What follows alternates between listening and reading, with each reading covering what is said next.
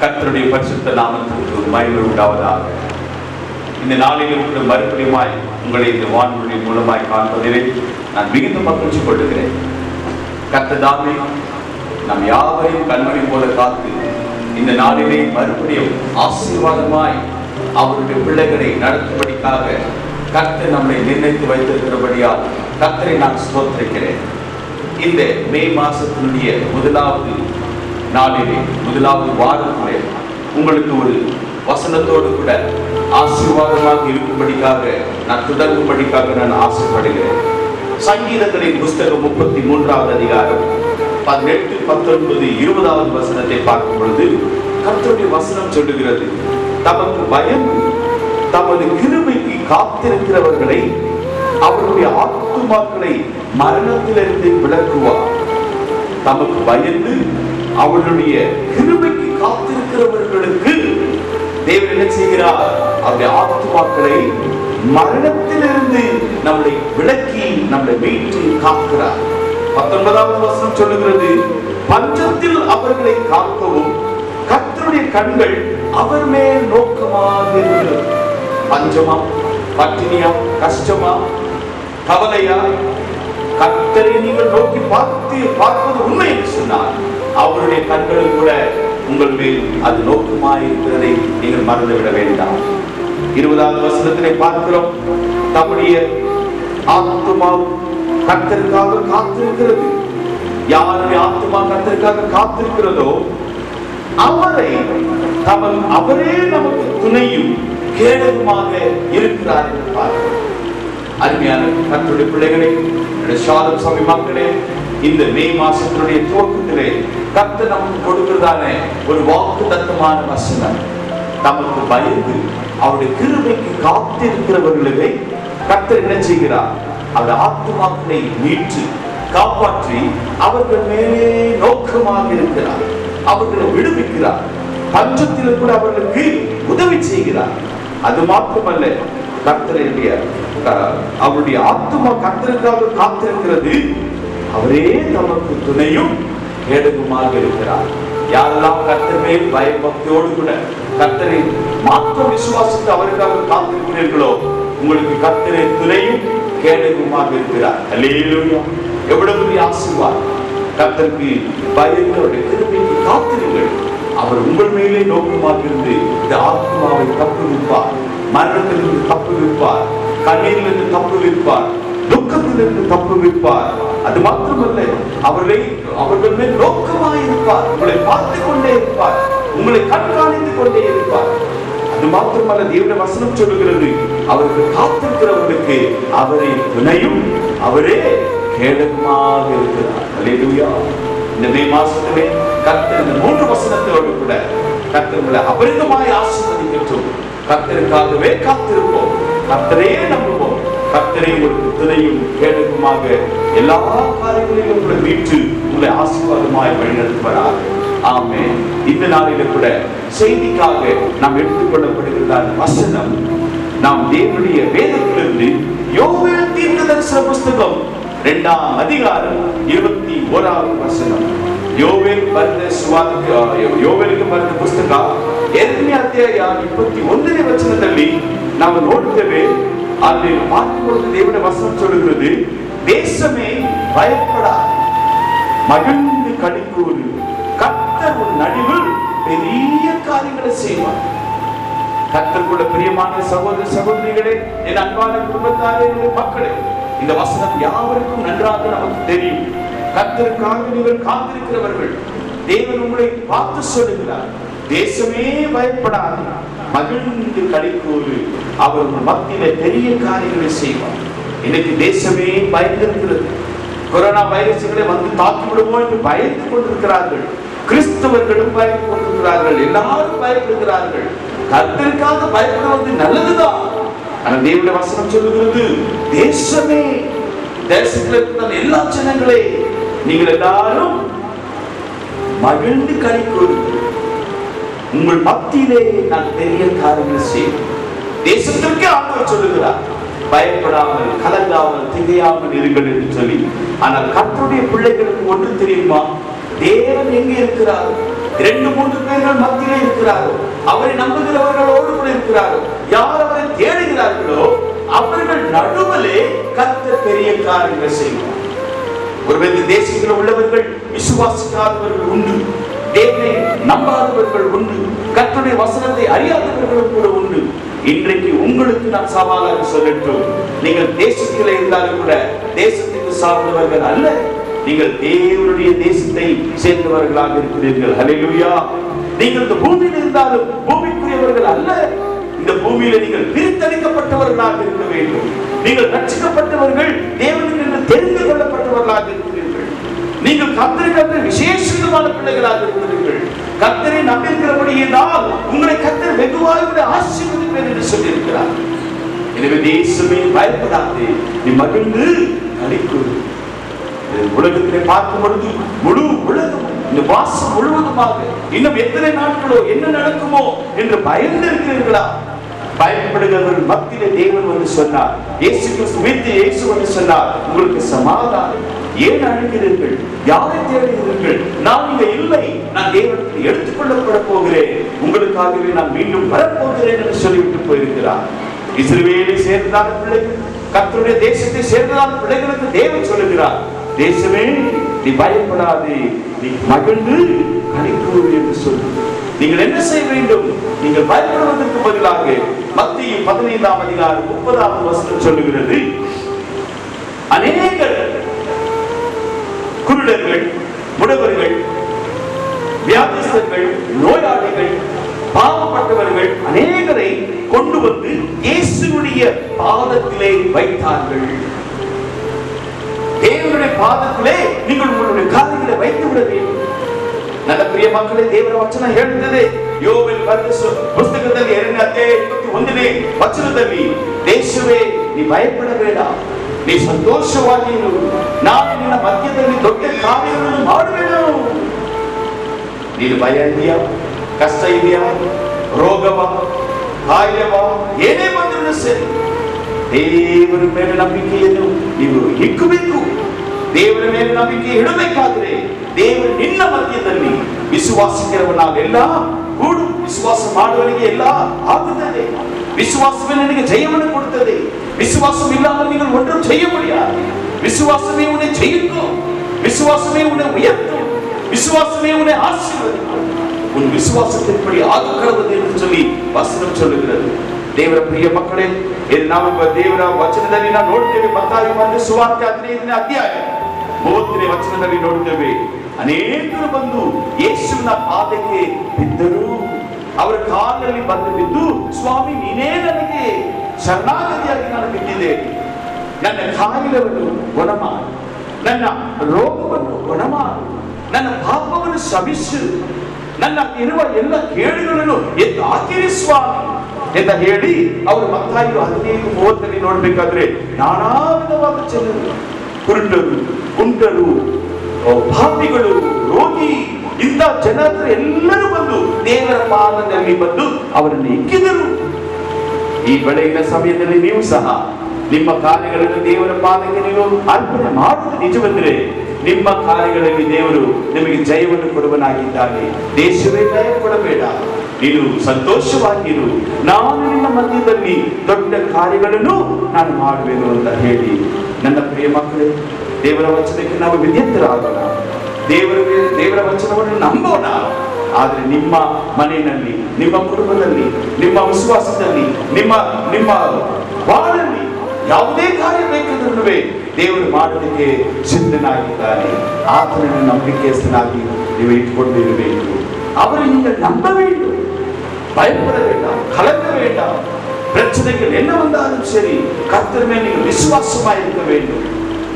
வேதத்திலிருந்து ஒரு சகோதரியை குறித்து இந்த எப்படி விசுவாசித்தால், கர்த்தர் மேல் எப்படி நம்பிக்கையாக இருந்தால் என்று சொல்லி நான் ஒரு காரியத்தை உங்களுக்கு சொல்றேன். ரூத்துவின் புத்தகம் 1ஆம் அதிகாரத்திலே நாம் வாசிக்கிறோம். 5வது வசனத்திலே நாம் வாசிக்கும் பொழுது அங்கு நாம் பார்க்கின்றோம், ரூத்துவின் புத்தகம் 1ஆம் அதிகாரம் 20வது ವಚನ. ரூத்துவின் புத்தகம் 1ನೇ ಅಧ್ಯಾಯ 20ನೇ ವಚನದಲ್ಲಿ ನೋಡ್ತೇವೆ, ನಹೋಮಿ ಎಂಬ ಒಂದು ಸಹೋದರಿ நகோமி என்றுதான ஒரு ஸ்திரீ அந்த இடத்துல பார்க்கும் பொழுது ஜனங்களை பார்த்து சொல்லுகிறார், இனி என்னை நகோமி என்று கூப்பிடாதீர்கள், என்னை மாறாள் என்று கூப்பிடுங்கள். மாறாள் என்றால் கசப்பு, பயம், எனக்கு கொடூரம், எனக்கு எத்தனையோ தொந்தரவுகள், பிரச்சனைகள் எல்லாம் என்னை கைவிட்டு போயிட்டு விட்டார்கள். இனி யாரும் என்னோடு கூட இல்லை. என்னை நகோமி என்று கூப்பிட வேண்டாம், என்னை மாறாள் என்று கூப்பிட்டார்கள். எதற்கு தெரியுமா அப்படி சொன்னார்? ரூத்துடைய புஸ்தகம் 1ஆம் அதிகாரம் 5ஆம் வசனத்திலே ஒரே குடும்பத்தை சேர்ந்த நகோமியினுடைய குடும்பத்திலே 3 பேர் ஒரே வாரத்திலே 3 பேர் மரித்து போனார். கணவன் எலிமெலேக்கு மரித்து போனார். 2 ஆண் பிள்ளைகள் மக்லோ கிளியோ 2 பேரும் மரித்து போனார்கள். எங்கே? தேவனுடைய தேசத்தை விட்டு மோவாபுக்கு போனார்கள். இது தேவ சித்தம் இல்லை. மோவாபிய பெண்களோடு திருமணம் செய்து கொண்டார்கள். இது தேவ சித்தம் இல்லை. தேவனை கேட்காதபடி அவர்கள் இஷ்டத்துக்கு வேறு இடத்துக்கு ஓடினார்கள். அப்பொழுது எல்லாவற்றையும் இழந்து போனார் நகோமி. அந்த நேரத்தில் சொல்லுகிறார், நான் இனி நகோமி கிடையாது, நான் மாறாள், கசப்பானவள், துக்கம் நிறைந்தவள் என்று சொல்லி இந்த ஒரு சூழ்நிலையிலே இன்னொரு வசனத்தை நீங்கள் பார்க்கும் பொழுது அதே ரூத்துடைய புஸ்தகம் 1ஆம் அதிகாரம் 8ஆம் வசனத்தில் பார்க்கிறோம். நகோமி மருமகன்களை பார்த்து சொல்லுகிறார். ஒருவர் ரூத், மற்றவர் ஓர்பாள் என்று நாம் பார்க்கிறோம். 2 பேரை பார்த்து சொல்லுகிறார், அம்மா பிள்ளைகளே, நீங்கள் உங்கள் வீடுகளுக்கு போய்விடுங்கள், உங்க வீட்டுக்கு போய்விடுங்கள். உங்க வீடுனா என்ன வீடுங்க? உங்களுடைய பழைய வீடு. நீ எந்த வீட்டை விட்டு வந்தாயோ நீ அங்கே போகிறாயா? பொறுத்து போய்விட்டான். ஓர்பாள் போய்விட்டான். அவருடைய வீட்டுக்கு திரும்பி போனார். கல்யாணம் செய்து கொள்வானோ இல்ல வேலை செய்து கொள்வானோ தன்னை பார்த்துக் கொள்வானோ நமக்கு தெரியாது. ஆனால் போய்விட்டார். இன்றைக்கு தேவனுடைய வீட்டிலே ஒரு கஷ்டமோ ஒரு நஷ்டமோ ஒரு கோபமோ ஒரு காரியமோ வரும்பொழுது அநேகர் விட்டு போவதற்கு மனமுடையவர்களாக இருக்கிறீர்கள். கர்த்தர் உங்களோடு கூட இன்றைக்கு பேசட்டும். இன்னொரு சொல்லுகிறார், ரூத் சொல்லுகிறார், அம்மா உங்களை நான் பார்க்கும் பொழுது தேவனுடைய கிருபை, தேவனுடைய இரக்கம் உங்களுக்கு நான் பார்க்கிறேன். அவள் இயேசு கிறிஸ்துவை அறியாதவள், கிறிஸ்துவனே கிடையாது. மோவாபிய பெண், ஆண்டவர் மேல் நம்பிக்கை கிடையாது. ஏதோ ஒரு காலகட்டத்திலே கல்யாணம் நடந்துவிட்டது. ஆனால் அவருடைய வீட்டிலே பிரச்சனைகள் இப்படியாக ஏற்பட்டது. அப்பொழுது சொல்லுகிறார், நான் உன்னை விட்டு எங்கு போக மாட்டேன் அம்மா, நீ எங்கே போகிறாயோ அங்கே நான் வருவேன். இதுதான் விசுவாசம். உன்னுடைய வீட்டிலே, உன்னுடைய சபையிலே, உன்னுடைய தேசத்திலே, நம்முடைய காரியங்களிலே பிரச்சனைகள் வரலாம், போராட்டங்கள் வரலாம், இழப்புகள் வரலாம், ஏதாவது ஏமாற்றங்கள் வரலாம். பயந்து ஓர்பாலை போல ஓடிவிட வேண்டாம். ஏதோ ஒன்று செய்து கொள்ளலாம் நம்ம யோசிக்க வேண்டாம். இயேசு கிறிஸ்து இல்லாவிட்டால் எனக்கு ஒன்றும் செய்ய முடியாத என்று புஜபலத்திலே சுயமாய் நீங்கள் செயல்பட வேண்டாம். ரூத்தை பாருங்கள், அவர் சொல்லுகிறார், அம்மா நீ தனிமையாக இருந்தாலும் கூட உனக்குள்ள இருக்குதானே தேவனை நான் பார்க்கிறேன். தேவன் யார்? நான் சொல்லி முடிக்கிறேன், கவனிங்கள், தயவு செய்து கவனிங்கள்.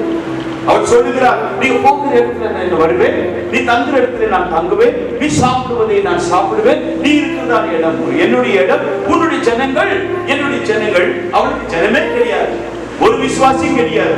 அவர் சொல்றா, உன்னுடைய ஜனங்கள் என்னுடைய ஜனங்கள். இதுதான் நம்பிக்கை, விசுவாஸ். அப்புறம் கடைசியாக சொல்லுகிறார், அம்மா உன்னுடைய தேவன் என்னுடைய தேவன். அல்லேலூயா. அவள் ரட்சிக்கப்பட்டு விட்டார், இயேசுவை ஏற்றுக்கொண்டு விட்டார். நகோமியுடைய வாழ்க்கையிலே சாட்சி பார்த்து தேவனுடைய உள்ளான குணாதிசயங்களை பார்த்து அன்றைக்கு இயேசுவை ஏற்றுக்கொண்டு உன்னுடைய தேவன் என்னுடைய தேவன் என்று தீர்மானம் பண்ணார். அருமையான சகோதர சகோதரிகளே, அருமையான சபை மக்களே, இதை பார்த்துக் கொண்டிருக்கிறான் என்னுடைய அன்பான நெஞ்சங்களே, தேவனை விசுவாசிப்பதிலே பலமாய் விசுவாசிப்போம், நம்பிக்கையோடு கூட இருப்போம். உன்னுடைய நம்பிக்கை வீண் போகாதபடி, உன்னுடைய விசுவாசம் உடைந்து போகாதபடி, உன்னுடைய ஓட்டத்தை நீ நிறுத்தி விடாதபடி, கொஞ்சத்திலே நீ அசத்தியாகிடாதபடி, ஒரு வயிற்று சோற்றுக்காக உன்னுடைய விசுவாசத்தை விட்டு விடாதபடி யோசனையாக ஜாக்கிரதையாக நீங்கள் நடந்து கொள்ளுங்கள். நான் அன்போடு கூட தான் சொல்லுகிறேன், நான் ஆசையோடு கூட தான் சொல்லுகிறேன். ரூத்துடைய விசுவாசத்தை பாருங்கள். அவள் சொன்னாள், உன்னுடைய தேவன் என்னுடைய தேவன் என்று சொல்லி. பிறகு ரூத்துக்கு என்ன நடந்தது? பெரிய ஒரு மகாராணியாக மாறி அவள் பலமாக தன்னுடைய வாழ்க்கையை நடத்தினார் என்று உங்களுக்கு நன்றாக தெரியும். ஆனால் அந்த தேவன் யார் என்று சொல்லி ஒரு வசனத்தை சொல்லி நான் முடிக்கட்டும். யாத்திரையாகமம் விமோச்சன காண்ட எக்ஸோடஸ் chapter 34 verse number 6 ವಿಮೋಚನ ಕಾಂಡ 34ನೇ ಅಧ್ಯಾಯ 6ನೇ ವಚನದಲ್ಲಿ ನಾವು ನೋಡ್ತೇವೆ ಮೋಸೆಯ ಬಳಿಯಲ್ಲಿ ದೇವರು ಮಾತಾಡುವ ಒಂದು ಕಾರ್ಯ. ಈ ದೇವರು ಯಾರು? ರೂತ್ ಹೇಳಿದಳು, ನಿನ್ನ ದೇವರು ನನ್ನ ದೇವರು. ದೇವರೇ ಗೊತ್ತಿಲ್ಲ ಅವಳಿಗೆ, ವಿಶ್ವಾಸ ಇದ್ರೆ ಗೊತ್ತಿಲ್ಲ, ಅವಳು ಕ್ರೈಸ್ತನೂ ಅಲ್ಲ. ಆದ್ರೆ ರೂತ್ ಈ ನಹೋಮಿಯ ಬಳಿಯಲ್ಲಿ ನಹೋಮಿಯ ಜೀವಿತದಲ್ಲಿ ನೋಡಿ ಅವಳು ಇವಳನ್ನು ನಂಬಿದಳು. ದೇವರು ನಿನ್ನ ದೇವರು ನನ್ನ ದೇವರನ್ನು ಬಯಸಿದಳು. ಆ ಒಂದು ವಿಶ್ವಾಸ ನಂಬಿಕೆ ಬಂದ ಮೇಲೆ ಆ ದೇವರು ಯಾರು ಎಂದು ನೋಡಬೇಕಾದ್ರೆ ನಾವು ವಿಮೋಚನ ಕಾಂಡದಲ್ಲಿ ನಾವು ಓದ್ತೇವೆ 34ನೇ 6ನೇ ವಚನದಲ್ಲಿ மோசேக்கு நான் தமிழிலே வாசிக்கிறேன் கவனிங்கள். மோசேக்கு தேவன் இப்படியாக வெளிப்படுகிறார். மோசேக்கு முன்பதாக தேவன் கடந்து போகிறார். அவர் யார்? அவர் கர்த்தர், கர்த்தர் இரக்கமும் கிருபையும் நீடிய சாந்தமும் மகாதயமும் சத்தியமுள்ள தேவன் என்று சொல்லுகிறது. ஹல்லேலூயா. இந்த வசனத்தில் பாருங்கள், கர்த்தர், கர்த்தர், கடைசியாக சத்தியமுள்ள தேவன். 3 தடவை தேவனை குறித்து சொல்லுகிறது. அவர் கர்த்தர், கர்த்தர், கர்த்தர். He is the King of kings and he is the Lord of lords. He is almighty. He is omnipotent. He is omnipresent. He can do everything. Nothing is impossible for him. ದೇವರಿಂದ ಅಸಾಧ್ಯವು ಯಾವುದೂ ಇಲ್ಲ. ಬಾರಿ ಮೋಸೆ ಬಳಿಯಲ್ಲಿ ದೇವರು ಮಾತಾಡಬೇಕಾದ್ರೆ ಮೋಸೆಗೆ ಮುಂಚಿತವಾಗಿ ಅವನು ನಡೆದು ಹೋಗಿ ದೇವರು ಹೇಳ್ತಾರೆ, ಆತನೇ ಕರ್ತನು, ಕರ್ತನು. ಅವನಿಗೆ ದಯ, இரக்கம், நீடிய சாந்தம், மகாதயவும் சத்தியமுள்ள தேவன், சத்தியவாದ ದೇವರು. ನೋಡಿದ್ರಾ? கர்த்தர், கர்த்தர், சத்தியமுள்ள தேவன் என்று 3 தடவை இந்த வசனத்திலே நாம் பார்க்கிறோம். இந்த தேவனை தான் அந்த ரூத் சொல்லுகிறார். அவனுடைய தேவன் என்னுடைய தேவன். சாதாரணமான தேவன் அல்ல. சும்மா சபைக்கு போகிறவர்களாக இருக்கக்கூடாது. இயேசு கிறிஸ்துவை தெரிந்து கொண்டால் மாத்திரம் போராது. அவர் யார்? எப்பேற்பட்ட ஆள்? அவருடைய ஆள் தத்துவம் என்ன? அவருடைய ஆளுக்கு என்ன? அவருடைய ஆழம் என்ன? உயரம் என்ன? அவருடைய அந்தஸ்து என்ன? எல்லா நாமங்களையும் காட்டிலும் மேலான நாமமுடையவர் நம்முடைய தேவன். ஹல்லேலூயா. எல்லா ನಾಮಕ್ಕಿಂತಲೂ ಮೇಲಾಗಿರುವ ದೇವರು, ನಾಮವನ್ನು ಹಿಡಿದುಕೊಂಡಿರುವ ನಮ್ಮ ದೇವರು. ಆತನು ಯಾರೆಂದರೆ ಆತನೇ ಕರ್ತನು, ಕರ್ತನು, ಮಹಾ ಉನ್ನತನಾಗಿರುವ ದೇವರು. ಹಲ್ಲೇಲೂಯಾ. கர்த்தர், கர்த்தர், அவர் மகா சத்தியமுள்ள தேவன். அதற்கு முன்பதாக அவரை குறித்து சொல்லப்படுகிறது, அவர் இரக்கமும், அவர் கிருபையும், நீடிய சாந்தமும், மகாதயவும், சத்தியமுள்ள தேவனுமானவர். அந்த ரூத் எப்பேற்பட்ட தேவனை விவரிக்கிறாள். அவருடைய இரக்கத்தை இயேசு கிறிஸ்து பார்த்தது கிடையாது. இரக்கம் என்றால் என்னவென்று தெரியாது. அவருடைய தேவனுடைய கிருபை என்றால் என்னவென்று தெரியாது. நீடிய சாந்தமும் கிடையாது. ஆனால் இந்த காரியத்தை எல்லாம் இந்த ரூத்தானவள் நகோமியாகிய மாமியாரிடத்தில் பார்க்கிறாள். அவளுக்கு இருக்கிறதான இரக்கம், அவளுக்கு இருக்கிறதான தயவு, அவளுக்கு இருக்கிறதான நீடிய பொறுமை, அவளுக்கு இருக்கிறதான மகா தயவை பார்த்து சொல்லுகிறார், ஆமாம்மா, உன்னுடைய தேவன் என்னுடைய தேவன். அருமையான சகோதர சகோதரிகளே, இந்த நாளிலே தேவன் மேல் வைத்திருக்கிற நம்பிக்கை உங்களுடைய வாழ்க்கையிலே அது பெரிதாக இருக்கிறது. ரூத்துடைய வாழ்க்கையில பாருங்கள், பயந்து போனார். வீட்டில் எல்லாம் நஷ்டப்பட்டு போனது. கணவனும் 2, 3 ஆண்கள் இறந்து விட்டார்கள். The main people, the 3 people died. But she believed in God. ದೇವರನ್ನು ನಂಬಿದಳು. ದೇವರನ್ನು ನೋಡದೆ ನಂಬಿದಳು. ನಹೋಮಿಯನ್ನು ನೋಡಿ ನಂಬಿದಳು. ಅವರ இரக்கம், தயவு, கிருபை பெரிதம்மா அந்த தேவனே தேவன் என்று சொல்லு. அருமையானவர்களே, சகோதர சகோதரிகளே, இந்த நாளில் இந்த தேவனுடைய வசனத்தை நான் முடிக்கின்றேன். நீங்கள் பார்த்துக் கொண்டிருக்கிறீர்களா? இயேசுவே பயப்படாதே, நீ மகிழ்ந்து களிக்கூறு. ஐயோ பாஸ்டர், நாங்க எப்படி களிக்கூறுவோம் என்று சொன்னால் அது உங்களோடு கூட கேள்வி அப்படியே இருக்கட்டும். ஐயோ, எப்படி உங்களுக்கு சந்தோஷம் வரும்? சம்பளம் இல்லையே, பணம் இல்லையே, காசு இல்லையே, வாடகை இல்லையே. அம்மா, உங்களுக்கு மாத்திரம் அல்ல, இந்தியா தேசம் முழுவதற்கும் இந்த பிரச்சனை தான். உலகத்தில் இருக்கிற அத்தனை பேருக்கும் இந்த பிரச்சனை தான். ரூத்துக்கும் இந்த பிரச்சனை தான், நகோமிக்கும் இந்த பிரச்சனை தான். கர்த்தருடைய பிள்ளைகள் வசனம் சொல்லுகிறது, நாம் சங்கீதத்தில் வாசித்தோம் அல்லவா? கர்த்தருக்கு பயந்து அவருடைய கிருபைக்கு காத்திருக்கிறவர்களை கர்த்தர் விடுவிப்பார், அவர்களோடு கூட துணையாய் நிற்பார். அவளுக்கு கேடகமாக இருப்பார். அவர்கள் மேல் கர்த்தர் கண்ணோக்கமாக இருப்பார். இப்படி நீங்கள் அவரை நோக்கி பாருங்கள். அவருடைய இரக்கத்திற்கு பயந்திருங்கள். அவருடைய கிருபைக்கு காத்திருங்கள். உபவாசமா இருந்தாலும், நீங்கள் பட்டினியா இருந்தாலும், பசியா இருந்தாலும், கர்த்தர் மேல் இருக்கிற நம்பிக்கை குறையாதபடி காத்துக் கொள்ளுங்கள். இந்த எந்த பிரச்சனையா இருந்தாலும், எந்த கஷ்டமா இருந்தாலும், நஷ்டமா இருந்தாலும் உங்களுக்கு மரணம் வராது. இயேசுவின் நாமத்தினாலே நான் ஊழியக்காரனாகி நான் உங்களுக்கு சொல்லுகிறேன், கர்த்தருடைய பிள்ளைகளுக்கு ஒரு ஸ்பெஷல் அந்தஸ்து, ஒரு தனியான ஒரு ஆசீர்வாதம். கர்த்தர் சொன்னதை அவர் கண்டிப்பாக செய்வார். கர்த்தருக்கு பயந்து காத்திருங்கள். கர்த்தருடைய கிருபையும் அவருடைய அன்பும் அவருடைய இரக்கமும் அவருடைய நோக்கமும் உங்கள் மேலேயே இருக்கும் என்று நான் விசுவாசிக்கிறேன். லூத்தினுடைய வாழ்க்கையை பார்த்தோம். அவள் கர்த்தரை நம்பினாள். கர்த்தருடைய கிருபையை, இரக்கத்தையும் நீதிய சாந்தத்தையும் நகோமியிடத்திலே பார்த்து கண்டு கொண்டார். கிறிஸ்துவலே இல்லை, ஆண்டவரும் தெரியாது. ஆனால் கர்த்தரவே நம்பிக்கை வைத்தவர். கர்த்தர் மேல் உங்கள் பாரத்தை வைத்து விடுங்கள், நான் உங்களை ஆதரிப்பேன் என்று சொல்லி தேவனுடைய வசனம் சொல்லுகிறது. கர்த்தருடைய நீடிய சாந்தமாக நீங்கள் காத்திருங்கள். அவசரப்பட வேண்டாம். அவசரமான ஒரு முடிவுக்கு வர வேண்டாம். ஏதோ ஒரு சுய புத்தியில நீங்கள் நடக்க வேண்டாம். சொல்லா பேச்சு கேட்க வேண்டாம். சுய புத்தியிலும் நடப்பதற்கு முன்பதாக கர்த்தருடைய வசனத்தை ஒப்பிட்டு பாருங்கள். நாமும் நம்முடைய ஜீவிதமும் கர்த்தருக்கு பிரியமாக இருக்கிறதா? அவரையே நோக்கமாக இருக்கிறோமா? அவருடைய இரக்கத்தை பெற்றவர்களாக இருக்கிறோமா? அப்படின்னு சொன்னால் ரூத்தினுடைய வாழ்க்கையிலே, நகோமியுடைய வாழ்க்கையிலே பெரிய ஒரு ஆசீர்வாதம் காத்திருந்தது. மறுநாளிலே அவர்களுக்கு பெரிய ஒரு போவாசுக்கு தானே ஒரு அரசன் காத்திருந்தார். அரண்மனை காத்திருந்தது. ஆரவாரமும் ஆர்ப்பாட்டமும் காத்திருந்தது. கர்த்தர் எல்லா காரியத்தையும் அவளுக்கு நேர்த்தியாக செய்து முடித்தார். இதே செய்தியை உங்களுக்கு நான் சொல்லட்டும். நீங்கள் தேசமே பயப்படாது, மகிழ்ச்சி கழிப்பு. அவர் உங்கள் நடுவிலே பெரிய காரியங்கள் செய்வார். நீ அவருக்காக காத்திருந்தால் கர்த்தர் உடோடு கூட வந்து இறங்குவார், பெரிய காரியங்கள் செய்வார். தேவன் தாமே நிம்மதி ஆசீர்வாதமாக. ஹல்லேலூயா, ஹல்லேலூயா, ஹல்லேலூயா. நான் பிரார்த்தனை ಮಾಡணும். ಕಣ್ಣುಗಳನ್ನು ಮುಚ್ಚಿ ನಾವು ಪ್ರಾರ್ಥನೆ ಮಾಡಿ ದೇವರ ಸಮ್ಮುಖದಲ್ಲಿ ನಮ್ಮನ್ನು ಒಪ್ಪಿಸಿಕೊಡೋಣ. ಈ ವಿಶ್ವಾಸಕ್ಕೆ ನಾವು ಬಂದು ದೇವರನ್ನು ನಂಬಿದವರಾಗಿ ನಾವು ನಡೆಯಬೇಕಾದರೆ ದೇವರು ನಮ್ಮನ್ನು ಹೆಚ್ಚಾಗಿ ಆಶೀರ್ವಾದವನ್ನು ಮಾಡುವನಾಗಿದ್ದಾನೆ. ಹಲ್ಲೇಲೂಯಾ, ಸ್ತೋತ್ರಗಳು. ಪ್ರೀತಿ ಸ್ವಲ್ಪನಾದ ನಮ್ಮ ತಂದೆಯೇ, ಈ ಮುದ್ದಾದ ಸಮಯಕ್ಕೋಸ್ಕರ ನಿಮ್ಮನ್ನು ಕೊಂಡಾಡುತ್ತೇವೆ ಸ್ವಾಮಿ.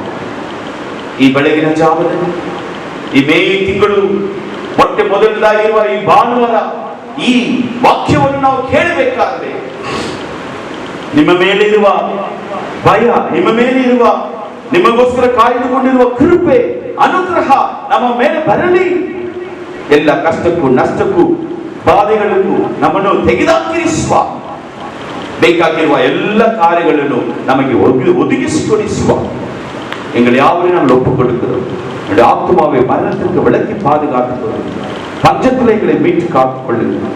ஆண்டவரே, உம்முடைய துணை, நீர் எங்களுக்கு துணையும் கேடகமாக இருந்து எங்களை வழிநடத்த வேண்டுமாய் ஜெபிக்கிறோம். நகோமியுடைய வாழ்க்கையில நடந்தது போல, ரூத்தினுடைய வாழ்க்கையில நடந்தது போல ஆண்டவரே, மாறாவை மதுரமாய் மாற்றினீர். ஒன்றும் இல்லாதவர்களுக்கு எல்லாவற்றையும் கொடுத்து முடியாதவர்களுக்கு முடியும் என்று நீர் சொன்னீர். கேட்பதற்கும் ஜெபிப்பதற்கும் அதிகமாக செய்வேன் என்று நீர் சொன்ன வண்ணமா எரேமியா 33:3 படி எல்லாவற்றையும் பிள்ளைகளுக்கு நீர் செய்து முடித்தீர். சங்கீதம் 138 நாங்கள் வாசிக்கிறோம், கர்த்தர் எனக்காக எல்லாவற்றையும் செய்து முடித்தார். எனவே நாங்கள் விசுவாசிக்கிறோம். தொடர்ந்து எங்களை வழிநடத்துங்க, ஆசீர்வதி. இந்த நாளிலே கர்த்தருடைய பிள்ளைகள் ஆசீர்வாதமாக வழிநடத்தும்படிக்காக நாங்கள் மன்றாடுகிற சுவாமி. மே மாசம் முழுவதுமாய் உங்களுடைய ஆசீர்வாதங்களோடு கூட இருந்து நீரின் துணையும் கேடகமாக இருந்து கவலைகளோடு கூட இல்லாதபடி, கஷ்டத்தோடு கூட இல்லாதபடி, சமாதானம் இல்லாதபடி இருக்காதபடி நாங்கள் சந்தோஷத்தோடு சமாதானத்தோடு கூட கர்த்தரை நம்பின பிள்ளைகள் இப்படியாக ஜீவிக்கிறார்கள் சாட்சியுடைய பிள்ளைகளாக இந்த நாட்களில் ஆத்துமாக்களை நாங்கள் சம்பாதிக்கிறவர்களாக, சபையை நாங்கள் உடைக்கிறவர்களாக, ஒன்றாக சேர்க்கிறவர்களாக, நாங்கள் எப்பொழுதும் கட்டப்பட்டவர்களாக, கிறிஸ்துவுடைய அன்பிலே கட்டப்பட்டவர்களாக காணப்பட கர்த்தர் கிருபை தர வேண்டுமாய் ஜெபிக்கிறோம். ஷாሎም சபை மக்கள் ஒவ்வொருத்தரையும் இதை ஆசீர்வதிக்கிறார். பாதுகாத்துக் கொள்ளுங்க, வழிநடத்துங்க, ஆசீர்வதிங்க, ஆசீர்வதிங்க. ரூத்துவை ஆசீர்வதித்த தேவன் எங்களுடைய சபையும் எங்களையும் ஆசீர்வதிக்கிறார்கள். இயேசுவின் நாமத்தினால வேண்டிக் கொள்கிறோம் எங்கள் நல்ல பரிசுத்த பிதாவே. ஆமென். ஆமென்.